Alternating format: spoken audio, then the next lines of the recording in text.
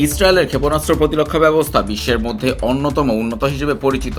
তবে সম্প্রতি ইরানের পাল্টা হামলায় সেই প্রতিরক্ষা ব্যূহ ভেদ করে ক্ষেপণাস্ত্র আঘাত হানতে সক্ষম হয়েছে।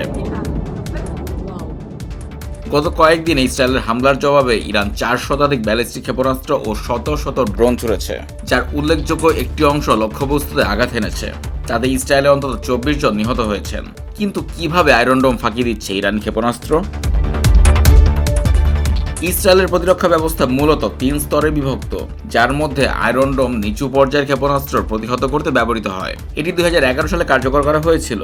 এর কার্যকারিতা প্রায় 90% বলে দাবি করে ইসরায়েল। তবে সম্প্রতি ইরানের ক্ষেপণাস্ত্রের বিরুদ্ধে এই ডোমের কার্যকারিতা নিয়ে প্রশ্ন উঠেছে। আয়রন ডোম ছাড়াও ইসরায়েলের রয়েছে বারাক 8, ডেভিড স্লিং, অ্যারো 2 এবং অ্যারো 3 নামক প্রতিরক্ষা ব্যবস্থা। এগুলো মধ্যম ও দীর্ঘ পাল্লার ক্ষেপণাস্ত্র প্রতিরোধে ব্যবহৃত হয়। অ্যারো সিরিজের ক্ষেপণাস্ত্র উচ্চমাত্রায় শত্রুপক্ষে ব্যালিস্টিক অস্ত্র প্রতিহত করার জন্য নকশা করা হয়েছে। এগুলো বায়ুমণ্ডলের ভেতরে ও বাইরে কাজ করতে সক্ষম। তবুও প্রশ্ন থেকেই যায়, এত উন্নত ব্যবস্থার মধ্যেও কিভাবে ইরান হামলা সফল করতে পারল? বিশেষজ্ঞদের মতে একাধিক কৌশলে ইরান এই প্রতিরক্ষা ব্যবস্থা দুর্বল করে ফেলেছে। প্রথমত, ইরান ইচ্ছাকৃতভাবে বিপুল সংখ্যক ড্রোন ও ক্ষেপণাস্ত্র একসঙ্গে ছুড়েছে, যার ফলে প্রতিরক্ষা ব্যবস্থায় থাকা সীমিত সংখ্যক ইন্টারসেপ্টর ক্ষেপণাস্ত্র দ্রুত ফুরিয়ে যায়। প্রতিটি শত্রু ক্ষেপণাস্ত্র প্রতিহত করতে সাধারণত 2টি ইন্টারসেপ্টর ক্ষেপণাস্ত্র ছোড়া হয়, ফলে প্রতিটি পর্যায়ে সৃষ্টি হয় অত্যাধিক চাপ। দ্বিতীয়ত, ইরানের অস্ত্র ভাণ্ডারে রয়েছে হাইপারসনিক ক্ষেপণাস্ত্র যেমন ফাত্তা 2। এই ক্ষেপণাস্ত্র অত্যন্ত দ্রুতগামী। এর সঙ্গে যুক্ত থাকে হাইপারসনিক গ্লাইড ভেহিকল, যা উচ্চ গতিতে চলার পাশাপাশি দিক পরিবর্তনও করতে পারে। ফলে প্রতিরক্ষা ব্যবস্থা এর গতি ও গতিপথ সঠিকভাবে নির্ণয় করতে পারে না। এসব ক্ষেপণাস্ত্র সাধারণ ব্যালিস্টিক ক্ষেপণাস্ত্রের মতো পূর্বাভাসযোগ্য পথে না গিয়ে হঠাৎ দিক পরিবর্তন করে আঘাত হানতে সক্ষম। তৃতীয়ত, ইরান ক্রুজ ক্ষেপণাস্ত্র ব্যবহার করছে, যা তুলনামূলক ধীরগতি সম্পন্ন হলেও কম উচ্চতায় মাটির কাছাকাছি উড়ে যায় এবং বিমান প্রতিরক্ষা ব্যবস্থাকে এড়িয়ে চলতে পারে।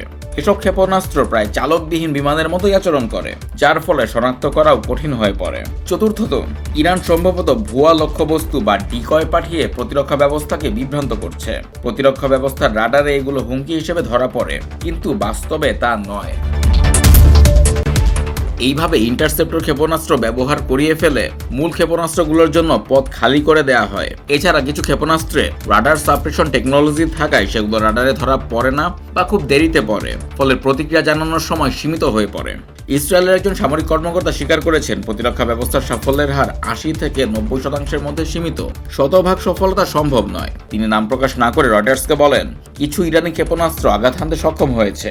বাস্তবতা হলো প্রতিটি প্রতিরক্ষা ব্যবস্থার একটি সীমাবদ্ধতা থাকে, বিশেষ করে যখন একযোগে প্রচুর ক্ষেপণাস্ত্র ছোড়া হয়।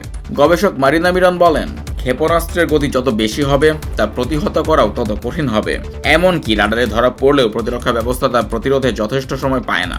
উল্লেখ্য, অতীতে ফিলিস্তিনি সংগঠন হামাস বা হিজবুল্লাহর ছোড়া রকেটও আয়রন ডোম প্রতিহত করতে পেরেছিল, তবে সেগুলোর সংখ্যা ছিল সীমিত। এছাড়া সেগুলো ছিল নিম্নগতির। ইরানের এ যুদ্ধে উচ্চ গতির প্রযুক্তিগতভাবে উন্নত ক্ষেপণাস্ত্র ব্যবহার বিশ্বকে নতুন বাস্তবতার মুখোমুখি দাঁড় করিয়ে দিয়েছে।